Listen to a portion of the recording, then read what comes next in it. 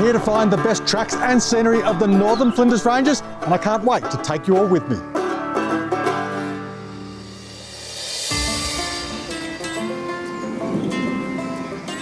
You are going into the unknown, areas that you know nothing about, into tracks that you've never travelled before. It's absolutely the best way to start exploring South Australia. You sort of see just how it would have been back in the day. History was brought to life. It seems so barren and desolate, and yet just really vivid, vibrant place. So surreal, it was like something out of a movie. I've never known anything like that even existed here in our own backyard. We only just scraped the surface, right up there with some of the best four-wheel driving I've ever done. And everywhere you look, just surrounded as far as the eye can see, you are hundreds of kilometres from any real help. It was really easy to get lost in these tracks. When it's a bit of a challenge, it makes the end that much more rewarding. Couldn't have picked a better group of people to have experienced the Flinders Ranges with. Meet new people, you make new friends, and that's what it's all about. It's an experience that you can't buy.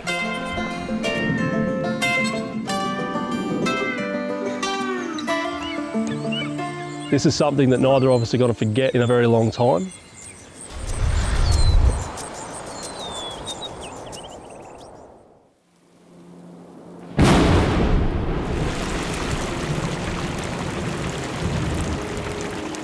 The rain woke me up that first morning, which was a bit of a worry because these desert areas, which are typically arid, when you get a little bit of rain, they get very muddy. With this weather, the road to Arkaroola is actually closed. There's an alternate route, so we're looking at that now. It's suitable for heavy vehicles and towing. It'll be a bit of a transit. We might miss out on the Parachilna Gorge and the town of Blinman. A bit of a transit around Arkaroola should be nice and easy route, guys, but this weather, can't plan for these sorts of things. It is what it is. So let's get into it and see how we go.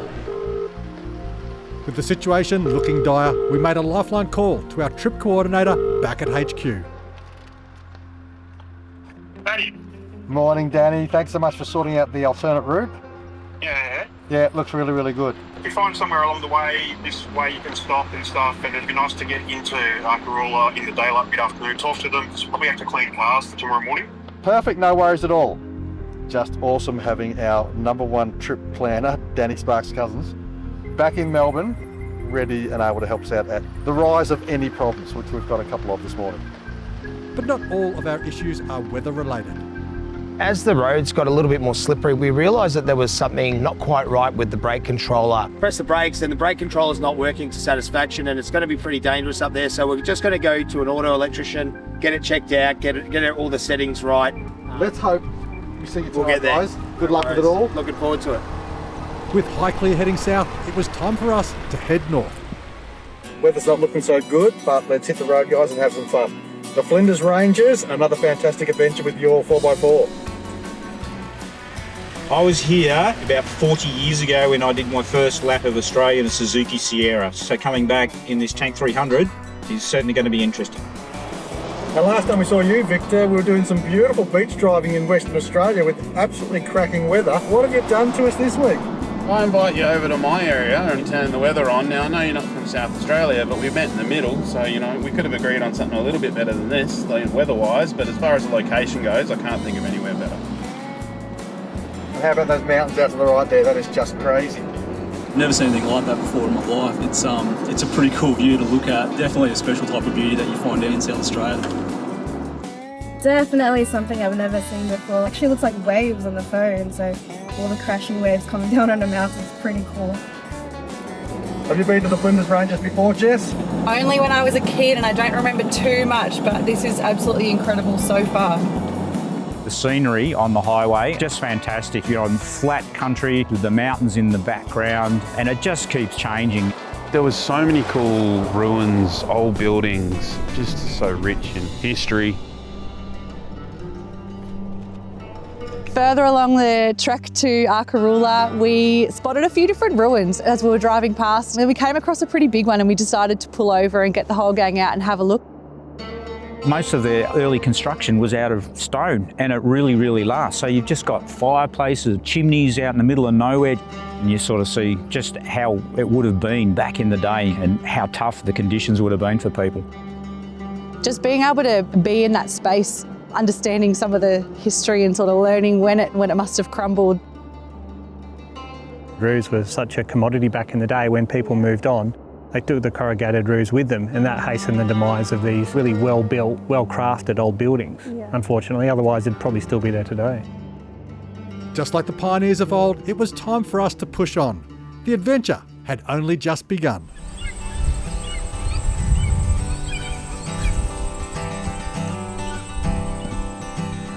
We pulled off to the side of the road, found a lovely little spot for lunch. It was right next to a train track.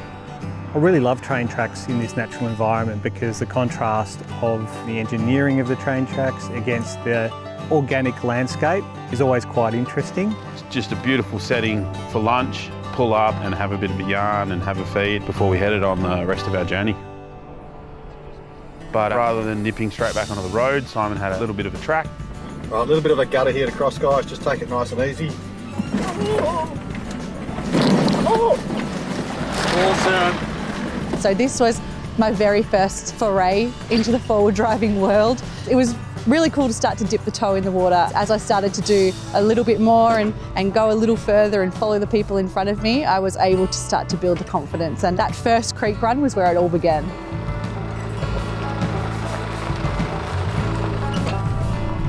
What's next? We head over and try out this little riverbed. We'll see how we go there. And we're just driving up the creek bed, and it was actually firm base, just a lot of broken rock and rubble, and just winding in and out in amongst the old gum trees, a couple of little climbs up the banks and around and looping around. So then we carried on after our little creek run, and we jumped on the bitumen again for I think about another 20 kilometres. And once we got to our little turn-off that turns us into Arkaroola Wildlife Sanctuary, we were finally greeted with some dirt road. So our tyre pressures were down a little bit to attack that at a slightly higher speed.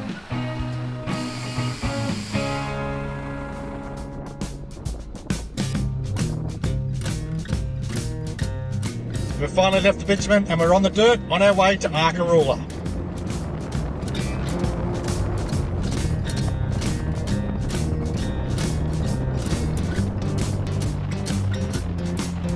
A couple of goats up the top of that hill there on our left.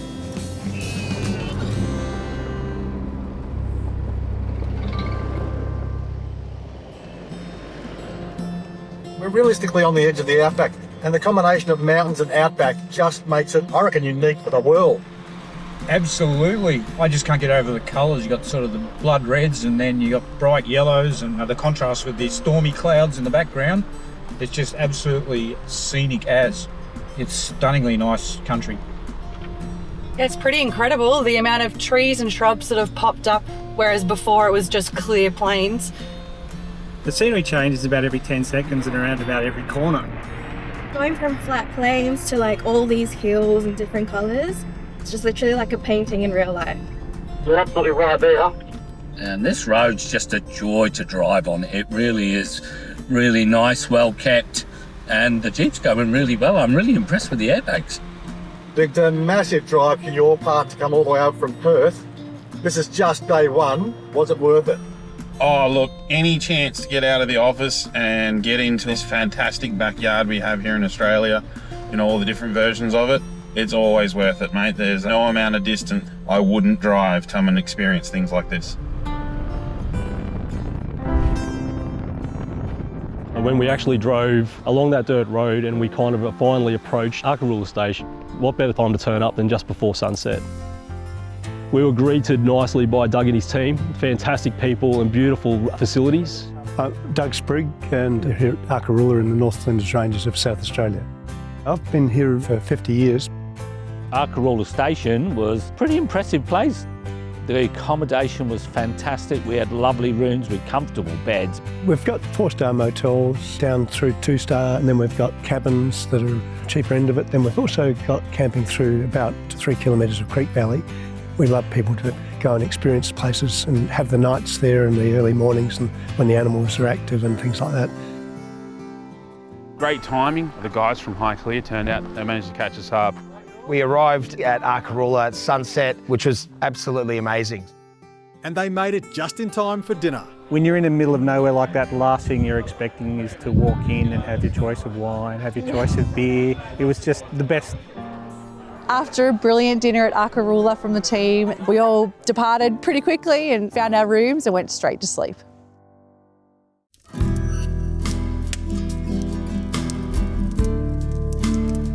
We woke up raring and ready to go in the morning at Arkaroola. We all had a brilliant night's sleep. Well, so much for South Australia being a really, really dry state.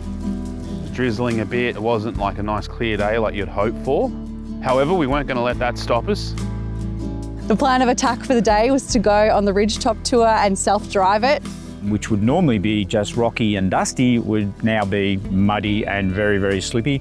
There was really low cloud cover, which meant the visibility was really poor. So what we had planned, unfortunately, had to change. So we decided to go do the Echo Camp backtrack and a few other spots along the way. Before we could hit the tracks, we met up at the Bowsers, fueled up the cars, and then one of the things we had to do was a weed and seed.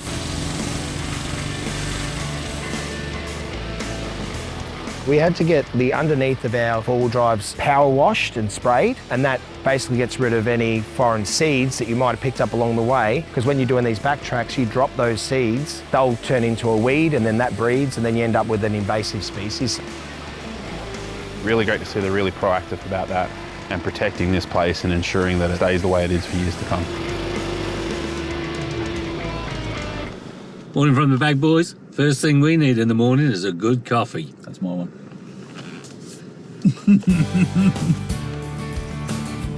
Camera crew, you should take note, this is day 2 and Mitch hasn't crashed the drone once yet. I think Mitch might hold the record for the most drones crashed out of our crew. We wake up, we slept in a little bit, me and my brother. Morning guys, hurry up, let's go, come on, let's go. And then we jumped straight in the car and we headed off.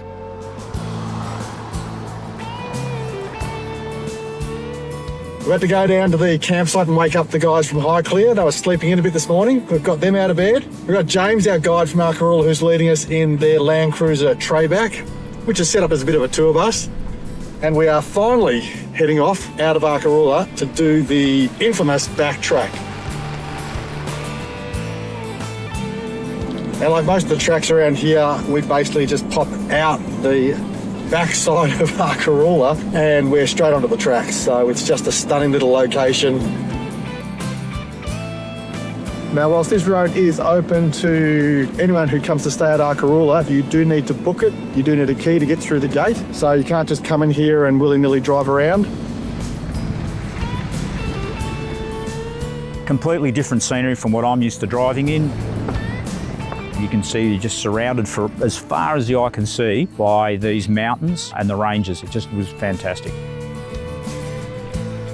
It's a bit rocky, it's a bit loose, it's a bit wet, so it was nice to have something a bit simpler, take it a bit easier, a bit more comfortable looking out the window.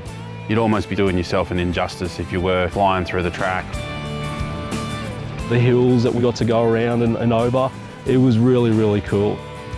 We didn't get too far from camp and then we hit a bit of a hurdle. It's come over the radio, the team has said that the drone has made an unplanned landing. Unplanned landings is crash. Mitch hasn't crashed the drone once yet.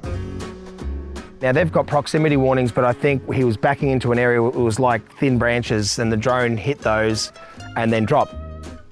Luckily, I guess for today's technology, it actually mentioned that it was only a couple of 100 metres away, not realising that a couple of 100 metres was actually also a couple of 100 metres plus also a couple of 100 metres. So the boys were gone for quite some time. 10 minutes, 20 minutes, 30 minutes, like where are they? Next thing you know, I see all of us just pointing up a mountain. And there's Simon and Mitch just hiking up like miles up in the mountains. Got it. So you guys won't believe this, but half an hour ago, I did a piece to camera about the certain cameraman in our crew who has crashed and lost more drones than anybody else in the history of four-wheel drive TV. Mitch might hold the record for the most drones crashed out of our crew. Let me just say, I have definitely done my leg workout for the day. Mitch, you came back not empty-handed, a heroic return. Got it. We have the drone, we have the footage, and now The adventure must continue. You know how skill it took to land a drone? Well done to the team for the recovery of the drone, but glad it wasn't me. Once the drone had been captured, we headed further in and the scenery was shifting at every corner. It was like at every turn you were either right next to a mountain or you could see them in the distance. It felt like we were surrounded by these beautiful red rock mountains, and when the sun was able to break through, the rainbow of colours you were able to see, it was absolutely stunning and incredible, and one of the best parts of the drive. It would be easy just to go, oh yeah, it's just a big open expanse and that's it. But the colours of everything are just phenomenal. I can see why people love coming here, watercolours and painting it. Like an artist would love all of this kind of stuff. We approached Arkaroola. James stopped to open the gate for us to enter this particular eco camp backtrack, and away we went inside. Middle of nowhere here, but very much worthy of protecting. Just a feast for the eyes, really. We're going exploring through the eco camp backtrack today.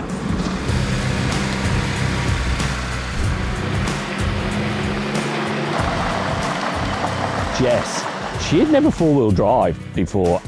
There's nothing quite like the feeling of not being able to see over the front of your car and know exactly where you're going to go. We were giving her a lot of tips, showed her about airing down, teaching her about wheel placement. She was indoctrinated into four-wheel drives at Arkaroola Station. What an experience. I'll definitely be back to do it again.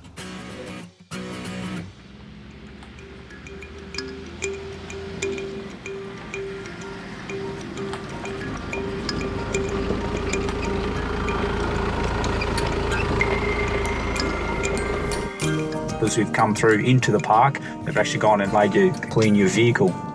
It's good to see. Obviously, they're really serious about protecting their environment. I can see why.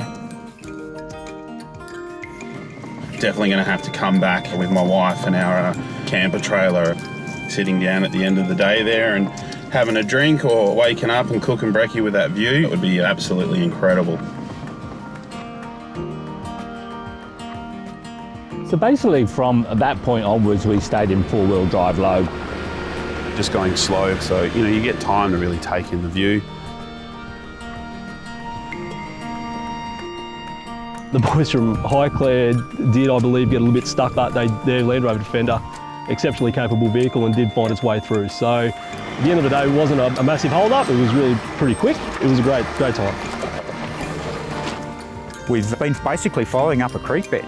So there's quite a lot of washaways, a lot of rock, a lot of acceleration, and then really back off for the tricky bits. And we just crisscrossed it a few times until we found a nice spot for lunch.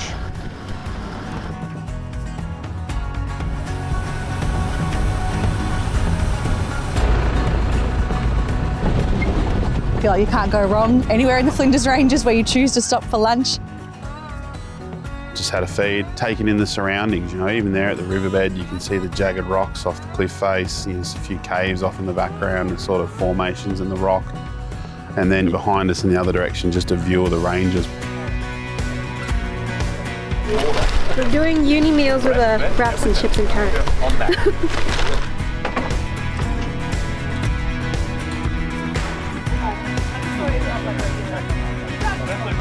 Once you hit, the creek beds in the valley, you've got literally sheer cliffs on both sides, beautiful reds and greens. Then you go around the corner and you've got a completely different set of colours because the sun's hitting it on a different angle. It was surreal. You felt like you're on another planet.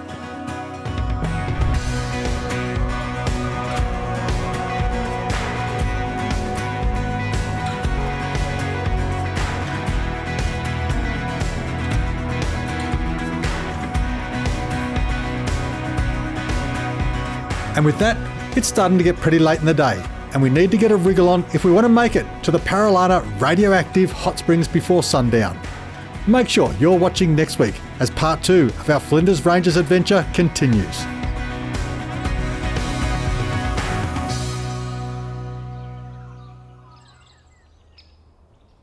Where is your favourite spot to visit in the Flinders Ranges? Tell us in the comments.